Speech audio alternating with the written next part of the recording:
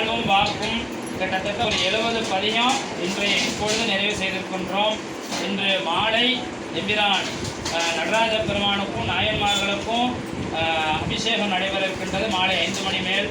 ஆக அந்த மாலை வழிபாட்டிலும் அதோடு நாளை காலை முதல் காலை 7 மணி முதல் 1 மணி வரை, நாளை மாலை 5 மணி முதல் 8 மணி வரை, மறுநாள் அப்பர் சுவாமியுடைய குருபூஜை தினம் திங்கட்கிழமை காலை 7 மணிலேருந்து மதியம் 1 மணி வரைக்கும், மாலை 5 மணிலேருந்து 8 மணி வரைக்கும் நம்ம வரலாற்று முறையில் பார்க்குறோம். பெரிய புராண வழியில் வாழ்வு வாக்கு, வாழ்வு அவர் எப்படி எங்கே போனார் அப்படிங்கிற முறையில் அந்த பெரிய புராண வழியாகவும், வாக்கு அவர் எந்தெந்த கோயிலை வழிபாடு செய்தார் அப்படிங்கிற 2 விதமாகவும் நம்ம முறையாக போயிட்டு இருக்கின்றோம். இந்த வழிபாட்டில் பெருமானுடைய கருணைன்னு தான் சொல்லணும். இந்த வழிபாட்டில் கடந்து கொள்வது நம்ம ஏற்கனவே சேக்கிலார் பெருமான் சொல்லியிருப்பார்.